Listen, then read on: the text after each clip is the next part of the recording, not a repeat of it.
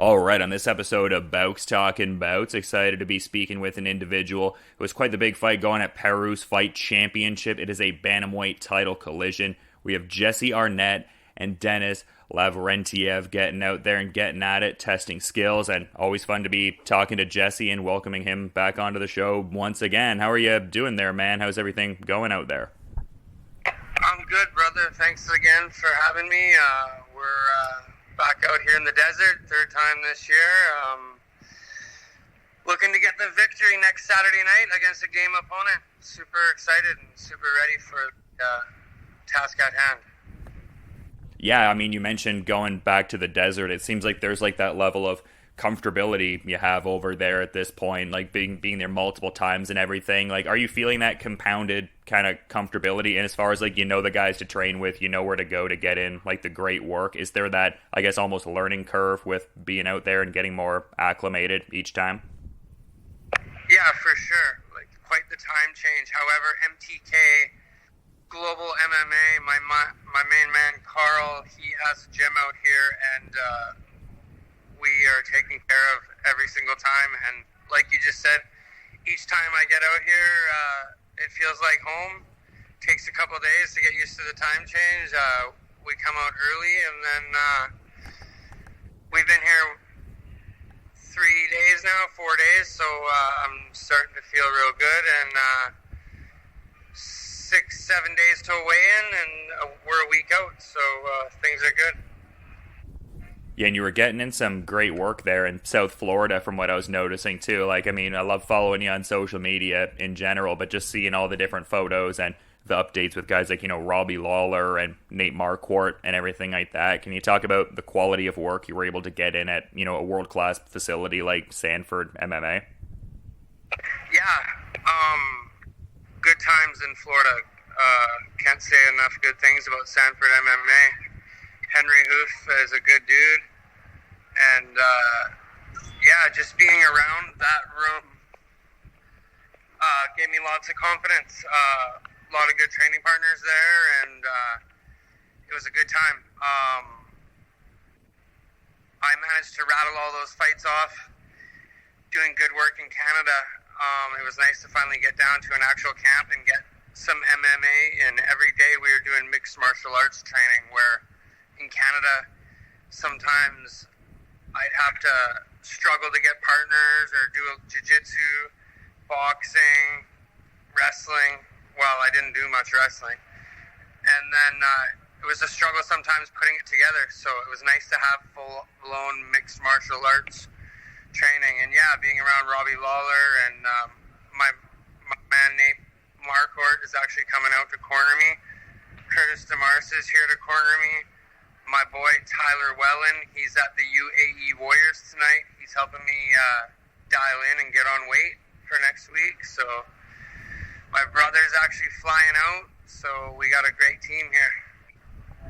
Oh, that's cool. So you have like all the staple kind of guys that I've known you to have, but also adding in some key new facets to the proceedings. That sounds awesome, man. It seems like a best of both worlds kind of situation there. 100%. Nate Marquardt ended up being a solid dude. I don't know many people who don't like Nate, but he took Curtis and I in when we were in Florida, and him and his family took care of us, and he went over and above him and his family. And I asked him to come out to Dubai with us, and he arrives Tuesday night. So him, Curtis, my buddy Tyler, and Cody will be here, and we're going for that title.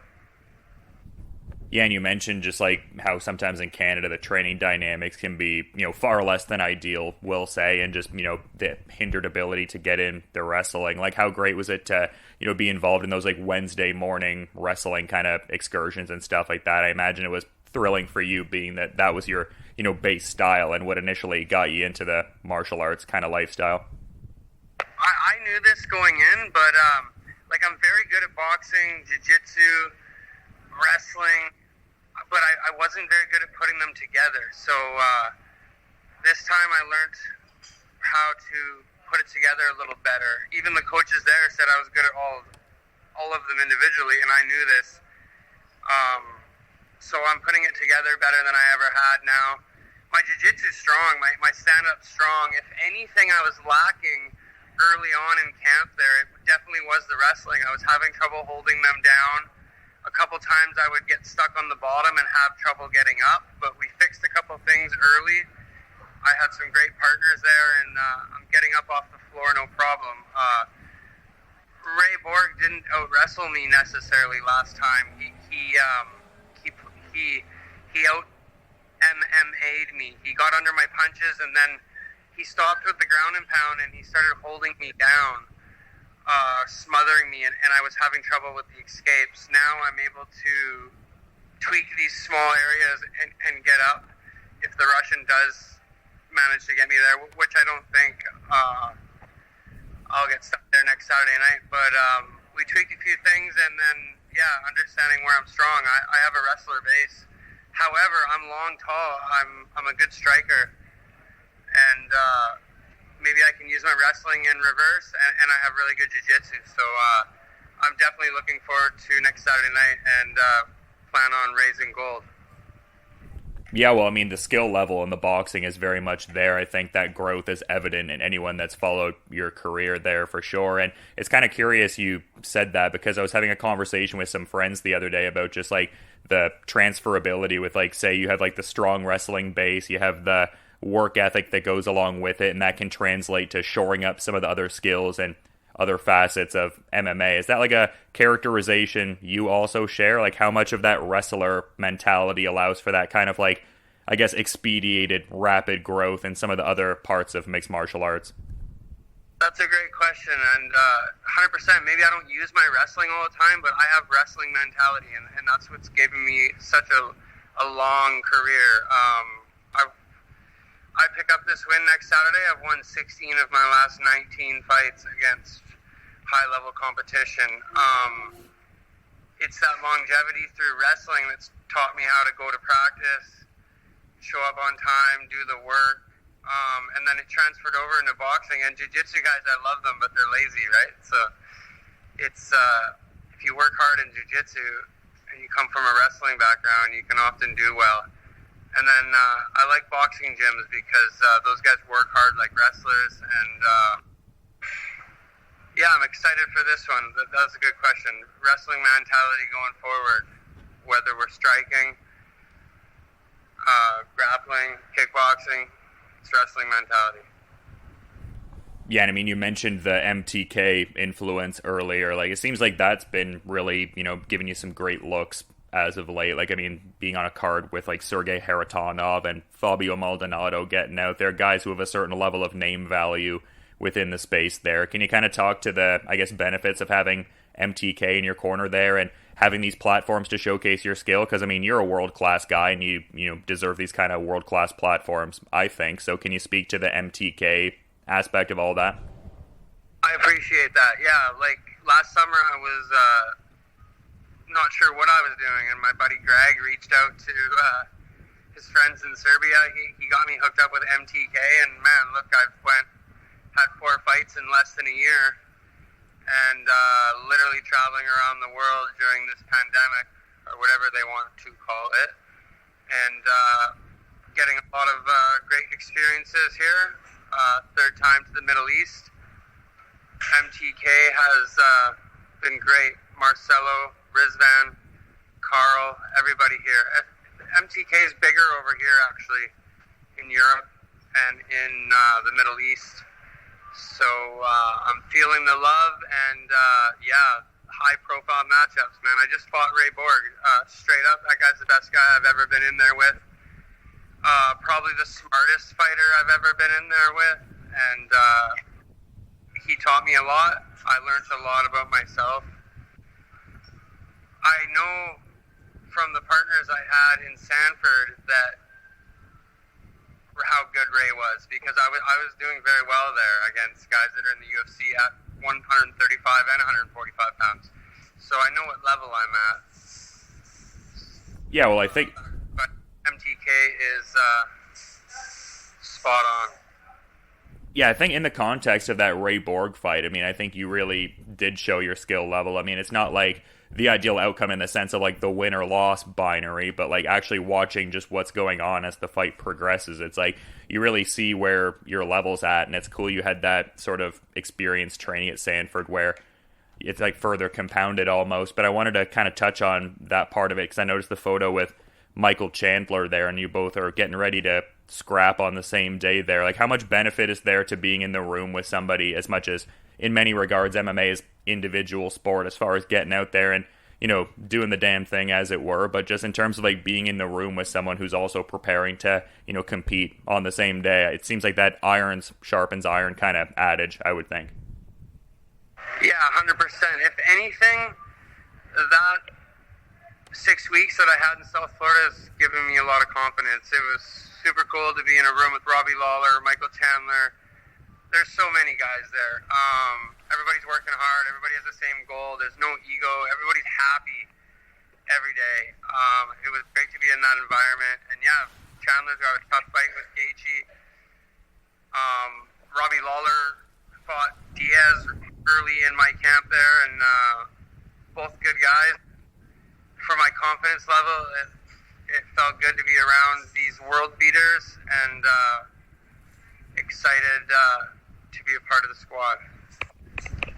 Yeah, Gaethje, definitely a big fight coming up, but I mean, your fight coming up with Denis Lavrentyev is quite the intriguing one, because a lot of people, you know, understandably see him as like a world-class judoka, has a pretty impressive MMA record there, 5-fight win streak there, carving out a name on the Russian circuit. Like, what are your thoughts on, I guess, what he brings to the table and some of his stylistic proclivities that you may or may not have been picking up on? Yeah, he's a tough kid, man, and I got those wrestling matches. He's got all them judo matches. He's gonna take a punch. He's gonna be there. This is a great fight on paper. I think. Well, I know I've fought the better guys. I'm more battle tested than him. This is the first time, other than he beat Taylor Lapilus a few years ago. Taylor wasn't as good as he is now. He also beat Victor Henry, who's a good bantamweight, who didn't make it, who didn't get signed. So those are his two biggest wins. Yeah, he's a tough opponent, man. It's going to be fun. I think wrestling beats judo 8 out of 10 times at this high level. I feel I'm the better striker. The thing is, his training partner is Peter Yan and all these other good Russians, so he's going to be used to losing in practice sometimes. So when I'm winning this fight, I can't underestimate him in any way. He's going to be there the whole time. He's tough. If I were him, I bet you he's going to try and get me to the floor or get me against the cage and look to get me down. And they obviously watched the footage with Ray Borg and probably feel they have a good chance of holding me down. So I'm prepared for this. And yeah, I'm looking forward to next Saturday night. It's going to be a good fight, and I see myself winning the title for sure, 100%.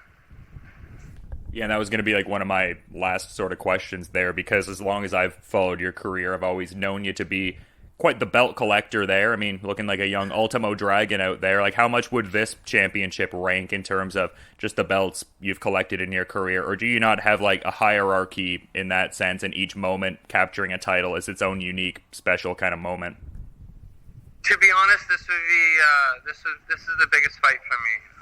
If I can win this belt, when I win this belt,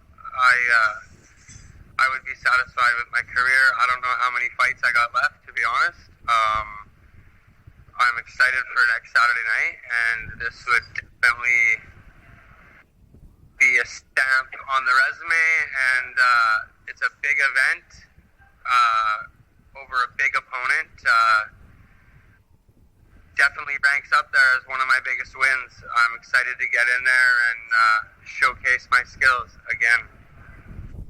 Absolutely, man. And I know the grind never stops for you. You're steady getting in that work over there, and I want to be mindful of your busy schedule there. So is there anything you might want to kind of add as a parting thought as we're wrapping things up here, Jesse? No, super thankful for all the media and all my friends back in Canada. We're going through some crazy times. I've been away from home for like 2 months, 70 days or something, so I'm eager to get back. I'm excited to do battle. Thankful for all my sponsors. Shout out to Rob and Han. Shout out to my girl, Michaela, and just all my teammates, man. MTK, and ready to do battle, ready to raise that belt and beat the Russian next Saturday night, November 6th, right here in the desert. Yeah, well, hopefully you can get back and enjoy some time in Calgary for a little bit, and hopefully there's a bit of a heavy lug with the cargo and stuff like that, the carry on there with the belt in tow. And yeah, I think a lot of people are going to be excited for this fight. Yeah, it's going to be a good one, man. Jesse Big Cat Arnett getting out there, always a fun fighter to watch. Denis Lavrentyev getting out there, and yeah, matching up well on paper, and Parus Fighting Championship putting on a great show there. But yeah, I really appreciate whenever you come on the show and giving insights, man. Best of luck with the remaining part of the preparation and fight week here, and just have a good rest of your day too, man. Thank you, Dylan. You have a good day, brother, and don't work too hard today in Canada, my man.